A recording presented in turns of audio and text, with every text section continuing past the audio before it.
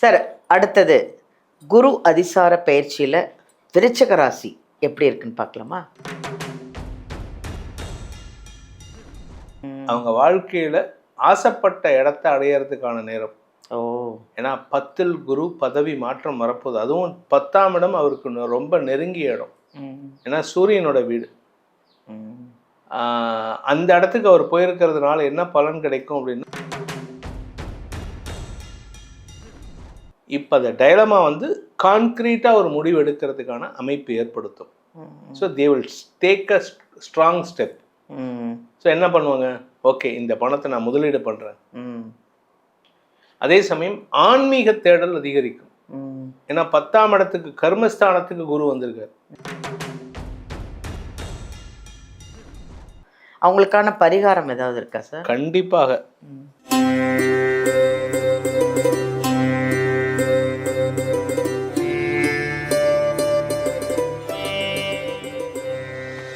Hi, எல்லாருக்கும் வணக்கம். நான் உங்கள் பாலாம்பிகா.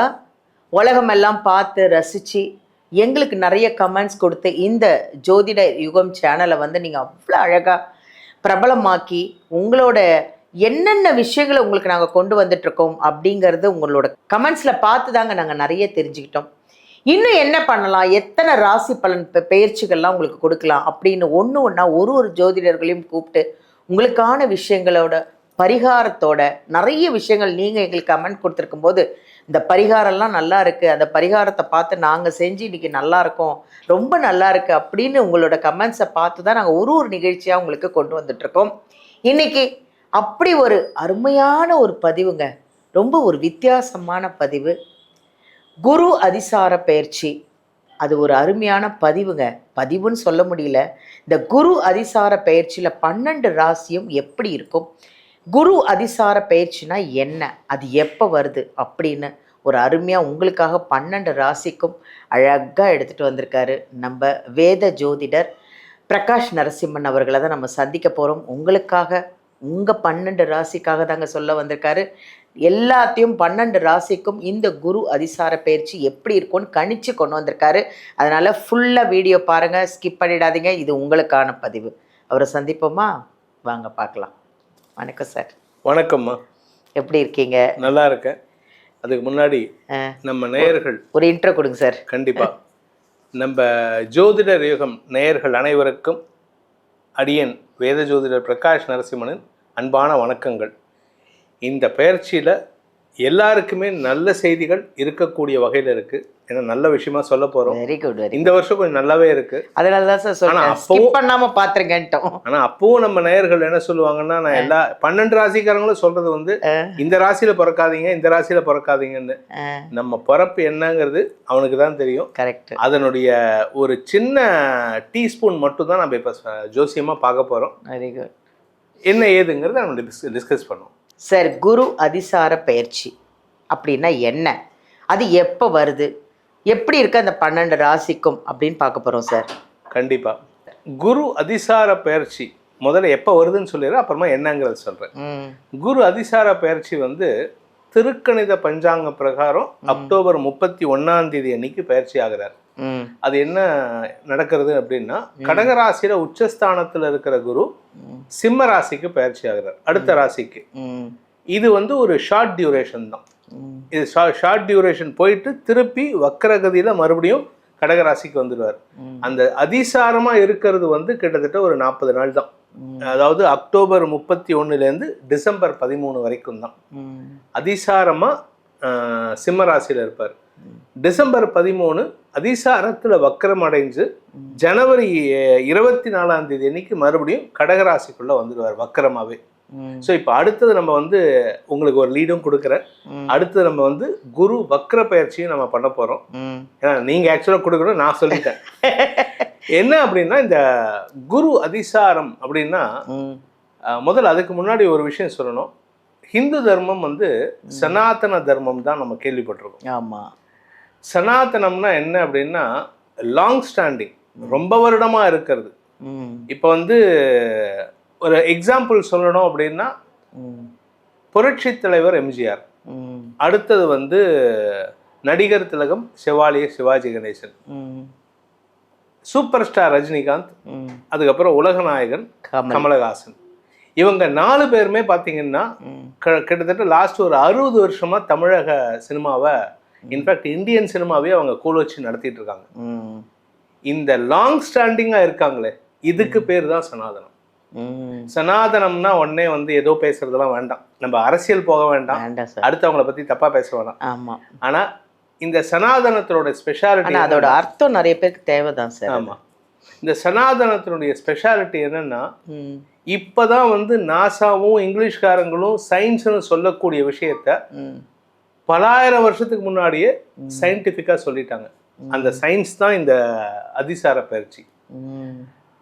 குரு அதிசாரம் எப்போ ஏற்படும் அப்படின்னா, குரு இருக்கிற இடத்துல, குரு இருக்கிற ராசியிலேருந்து சூரியன் வந்து 5ஆம் ராசி, 6ஆம் ராசி, 7ஆம் ராசி, 8ஆம் ராசி, 9ஆம் ராசி, இந்த 5 ராசிகள்ல சூரியன் டிராவல் பண்ணும்போது, குரு இருக்கிற இடத்துலேருந்து இந்த சூரியன் வந்து இந்த 5 ராசிகள்ல டிராவல் பண்ணும்போது குரு அதிசார பயிற்சி ஏற்படும். அப்போ இப்போ வந்து கடகத்துல இருக்காரு. சூரியன் வந்து 5ஆவது ராசி பார்த்தீங்கன்னா விருச்சிக ராசிக்கு போகும்போது தான், விருச்சிக ராசிக்குள்ள என்ட்ரு ஆகும்போது இந்த அதிசார பயிற்சி துவங்கும். ஸோ விருச்சிகம், தனுசு, மகரம், கும்பம், அந்த 5 ராசிகளில் 5, 6, 7, 8, 9 இந்த ராசிகளில் டிராவல் பண்ணும்போது குரு அதிசார பயிற்சி நடக்கும். இந்த குரு அதிசார பயிற்சினா சிம்பிள். என்ன அப்படின்னா, நம்ம பூமியிலேருந்து குரு பக்கத்தில் இருப்பார், சூரியன் வந்து லாங் டிஸ்டன்ஸில் இருப்பார். அப்போ பார்க்கறதுக்கு என்ன தோணுன்னா, குரு ஃபாஸ்ட்டாக ட்ராவல் பண்ணுற மாதிரி தெரியும். ஸோ அந்த குரு ஃபாஸ்ட்டாக, அதாவது அதிக பிரசங்கித்தனமாக போகிற மாதிரி தெரியும், ஆனால் அவர் ஃபாஸ்ட்டாக ட்ராவல் பண்ணல. நம்மளுடைய பர்செப்ஷன், நம்ம பார்க்குற பார்வை. இப்போது நம்ம வந்து இங்கேருந்து பார்க்குறோம் அப்படின்னா ட்ரெயின் ஃபாஸ்ட்டாக போகுதுன்னு சொல்லுவோம். அதே ஒரு ஃப்ளைட்டு, மேலே போகிற ஃப்ளைட்டு மெதுவாக போகுது, அது மெதுவாக போகுது, 650 கிலோமீட்டர் ஸ்பீடில் போகுது.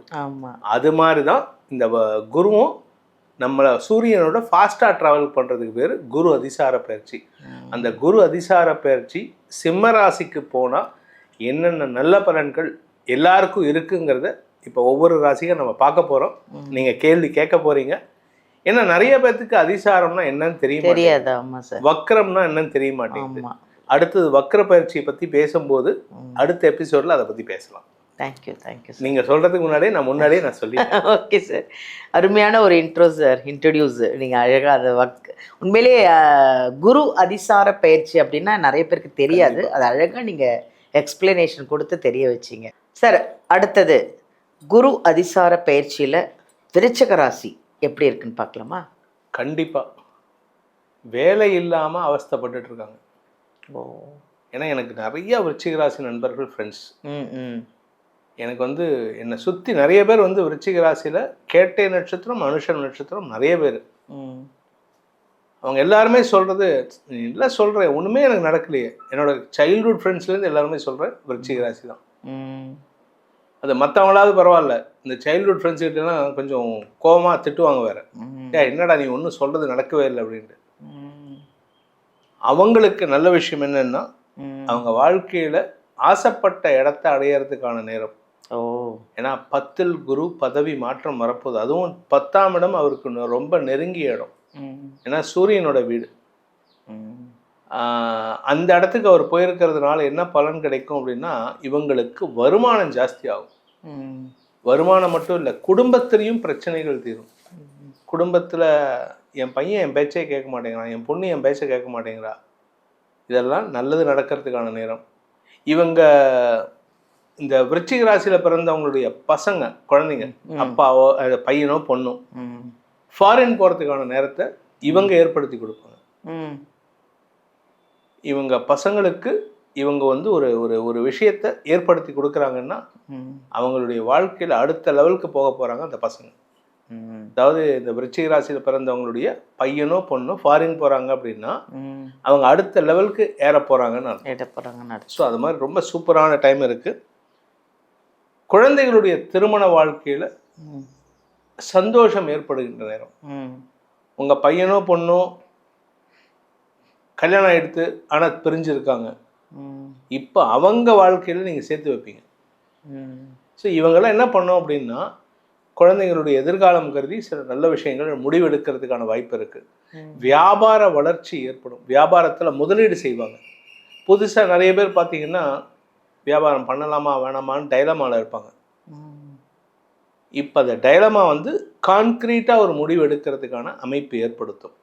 So they will take a strong step. So என்ன பண்ணுவாங்க, ஓகே இந்த பணத்தை நான் முதலீடு பண்ணுறேன். அதே சமயம் ஆன்மீக தேடல் அதிகரிக்கும். ஏன்னா 10ஆம் இடத்துக்கு கர்மஸ்தானத்துக்கு குரு வந்திருக்காரு. 10ஆம் இடம் கர்மஸ்தானம். சிலருக்கு ஜாதகம் வீக்காக இருந்ததுன்னா அப்பாக்கோ அம்மாக்கோ கர்மா பண்ணுறதுக்கு கூட யோகம் இருக்கு. ஆனால் இவங்களுக்கு அது இப்போ அந்த மாதிரி இல்லை. ஆனால் ஆன்மீக தேடல் அதிகரிக்கும். ஆன்மீகத்தில் கடவுள் வழிபாட்டில் ஏதோ ஒரு புதிய முயற்சியில் ஈடுபடுவாங்க. இவங்களுக்கு வந்து சித்தர் வழிபாடு பண்ணுறதுக்கோ இல்லை வந்து ஆன்மீக குருமார்களின் சந்திப்பு நிகழ்கிறதுக்கோ இவங்க போகிற போக்கில் அவங்க அது ஒரு ஒரு ஒரு சாமியார் போயிட்டுருப்பார். அப்படியே போகிறவர் இவரை பார்த்த உடனே வந்து தலையில் ஆசீர்வாதம் பண்ணிட்டு போவார். இதெல்லாம் வந்து இவங்களுக்கு கொடுப்பின.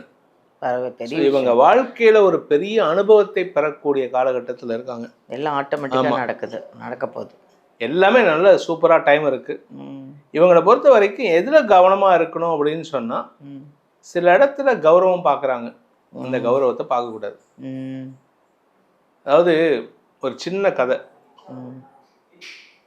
வசிஷ்டர் வாயில பிரம்ம ரிஷின்னு இதை நிறைய தடவை சொல்லியிருக்கேன், இருந்தாலும் இந்த சேனல்ல முதல்ல சொல்றேன். வசிஷ்டர் வாயில பிரம்ம ரிஷின்னு விஸ்வாமித்திரருக்கு பட்டம் கிடைச்சது. அது எப்போ கிடைச்சதுன்னா, தன்னுடைய அகந்தையை விட்டு என் மகளை யாராவது எனக்கு உதவி பண்ணுங்கன்னு கை தூக்கினப்ப தான். அந்த விஸ்வாமித்திரர் கை தூக்குவார், யாராவது என் குழந்தையை காப்பாத்துங்க அப்படின்ட்டு. அதாவது ஈகோ இல்லாமல் இருக்கணுங்கிறதுக்காக தான். அந்த ஈகோவை விட வேண்டிய நேரம் இது. ஸோ அந்த ஈகோவை விட்டாங்கன்னா இவங்க வாழ்க்கையில் இன்னும் ஒரு பெரிய வளர்ச்சி அடைவார்கள். ஈகோலாம் வேண்டாம், விட்டுருங்க, இனிமேல் நல்லா இருப்பீங்க. இல்லை ஈகோ மட்டும் இல்லைன்னா நீங்கள் வேற லெவலில் இருப்பீங்களாம் விருச்சிக ராசிலாம். அவங்களுக்கான பரிகாரம் ஏதாவது இருக்கா சார்? கண்டிப்பாக. மதுரையில் சுந்தரானந்தர்னு ஒரு ஜீவ சமாதி இருக்கு, ஒரு சித்தருடைய ஜீவ சமாதி. சுந்தரானந்தர்.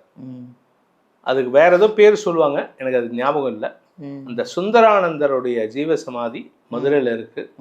ஐ திங்க் மீனாட்சி அம்மன் கோயிலுக்கு பேக் சைடுன்னு நினைக்கிறேன். கூகுளில் போட்டால் கிடைச்சிரும்.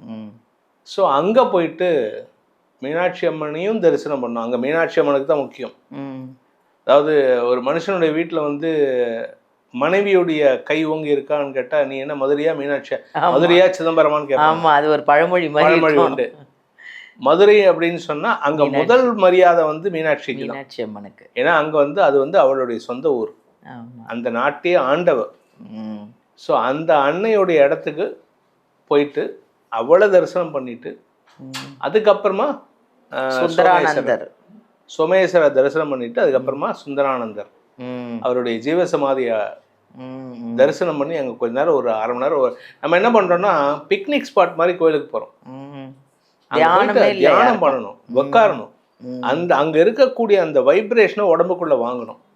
அதுவும் இந்த மாதிரி சித்தர்களுடைய ஜீவசமாதியில போய் உக்காந்தோன்னு வச்சுக்கோங்க, உடம்பு அப்படியே சிலிர்க்கும்.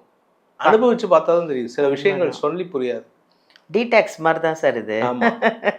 உள்ளே இருக்கிற கெட்டதெல்லாம் வெளியில் போயிடும், நல்ல குட் வைப்ரேஷன் உள்ளே வரும். எங்கள் சித்தர்கள் இருக்கிற இடத்துக்கிட்ட தியானம் பண்ணிங்கன்னா. ரொம்ப நன்றி சார், சூப்பராக சொன்னீங்க. ரொம்ப நன்றி. எல்லா 12 ராசிக்கும் எப்படி இருக்கும் அப்படிங்கிறதையும் நல்லா அழகாக சொன்னீங்க. இந்த ராசிக்கு சூப்பராக சொல்லிட்டீங்க சார்.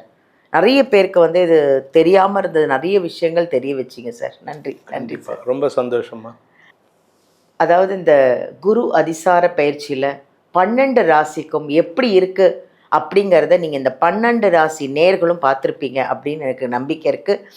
அதில் வந்து ஐயா என்னென்ன விஷயங்களை சொன்னாங்க, என்னென்ன பரிகாரங்கள் சொன்னாங்க, என்ன குரு அதிசார பயிற்சினா என்ன அப்படிங்கிறதையும் அவ்வளோ அழகாக எக்ஸ்பிளைன் பண்ணி உங்களுக்காக தான் இந்த பதிவு எல்லாமே வந்து நாங்கள் பேசுகிறது, ஜோதிடர்களை கூப்பிட்டு உங்களுக்காக பயிற்சியெல்லாம் பேசுகிறது எல்லாமே உங்களுக்காக தான். நீங்கள் நல்லா இருக்கணும், இதெல்லாம் நீங்கள் பார்த்து அதை ஃபாலோ பண்ணி வாழ்க்கையில் சந்தோஷமாக ஆனந்தமாக ஆரோக்கியமாக இருக்கணும் அப்படிங்கிற ஒரே காரணத்துக்காக உங்களுக்காக தான் இத்தனை பதிவுகளையும் நாங்கள் கொண்டு வந்திருக்கோம்.